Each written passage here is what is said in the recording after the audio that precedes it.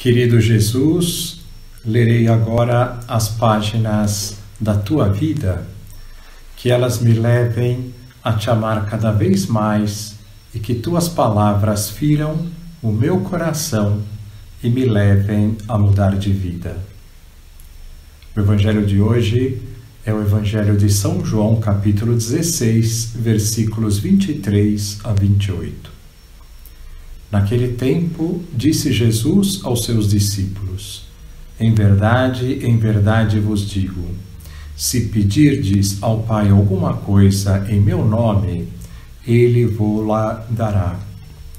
Até agora, nada pedistes em meu nome.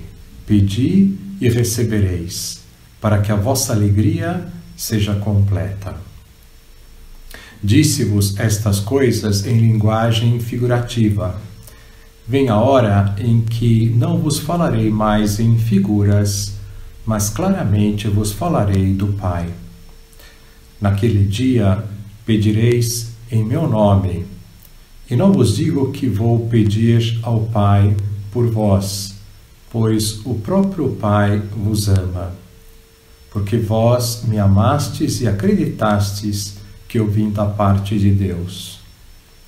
Eu saí do Pai e vim ao mundo, e novamente parto do mundo e vou para o Pai. Palavra da salvação, glória a vós, Senhor. Vamos olhar para Jesus, podemos comentar muitas coisas a respeito do Evangelho de hoje. Vamos ficar com uma única ideia e vamos dar continuidade ao que estávamos falando ontem sobre a alegria da salvação. A ideia que podemos tirar do Evangelho de hoje é o desejo de Deus de que peçamos coisas a Ele. Por que Deus tem este desejo? Pois Ele é Pai, e como todo Pai, sente uma enorme alegria em nos ajudar. Mas o que Deus mais quer que peçamos não são bens materiais, mas sim os bens espirituais, a alegria, a paz, o amor a Ele, a caridade, a fortaleza, etc. Peçamos muito a Deus tudo aquilo que nos leve a parecer-nos mais com Ele. Agora vamos continuar a reflexão de ontem. Paramos na ideia que o bem é aquilo que nos conduz ao fim e o mal, o que nos afasta do fim. Pois bem, Deus deu a nós o melhor fim que poderia dar, o amor e a felicidade infinitas participando da sua vida. Se este é o fim, Deus sabe muito bem qual é o caminho para chegar até Ele. E o caminho são os 10 mandamentos e os ensinamentos que Jesus, que é o próprio Deus, nos transmitiu aqui na terra. O que significa o homem comer do fruto da árvore do bem e do mal? Significa apropriar-se do bem e do mal. E apropriar-se do bem e do mal significa o próprio homem dizer o que é o bem e o que é o mal. Significa não querer saber o que Deus nos fala a respeito disso, sendo que o que Deus mais quer é que sejamos plenamente felizes e que Ele é a sabedoria infinita. Ele é quem sabe o que faz bem a nós e aos outros e o que faz mal a nós e aos outros. Um exemplo de apropriação do bem e do mal por parte do homem é o aborto. Deus nos diz no 5º mandamento que a vida humana é sagrada e inviolável e que a vida, na sua essência, é Ele quem a dá. Nenhum ser pode dar a vida a não ser Deus. Por exemplo, uma vez que a alma já não está no corpo, ninguém pode fazê-lo voltar à vida. Só Deus. E o que é que muitas pessoas e grandes instituições mundiais têm dito? Que o aborto é um direito. Nesse sentido, acabei de ler a notícia que vários países da Europa se gabam de terem as taxas mais elevadas de aborto em crianças com síndrome de Down. Imaginem Deus, que é o amor puro, que é o dador da vida, que é o Pai dos pais de todas as criaturas, ouvindo isso. O que há na raiz desta atitude humana? Uma grande soberba. Achar que nós, que somos meras criaturas, sabemos o que é certo e o errado, o que nos leva à felicidade e o que não nos leva.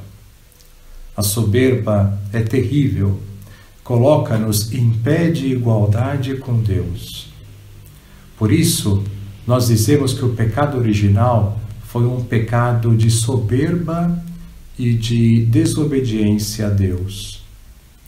E qual é o problema do homem estabelecer os próprios mandamentos? Além de ser uma atitude de soberba, que já é um grande pecado em si, é começar a percorrer a estrada do mal, onde o mal vai se sucedendo a outro, ocasionando verdadeiras destruições. Começa-se a percorrer a estrada do mal, pois uma vez que há um fim claro, só há duas estradas, a do bem ou a do mal. Não há meio termo. Vejamos, por exemplo, qual é o mal de abortar crianças. É este: em vista de não complicar a minha vida, eu elimino uma vida humana que tem um valor sagrado, pois é dada por Deus.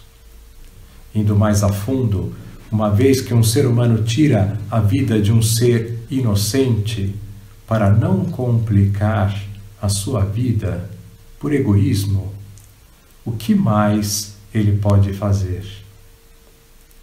É certo que há moças que fazem isto por desespero, porém são culpadas, a não ser que tenham sido violentadas, de terem engravidado. Mesmo que uma pessoa engravide por ter sido violentada, isso não justifica tirar a vida de um inocente, e o Estado, os familiares lhe devem dar toda a assistência para cuidar desta criança.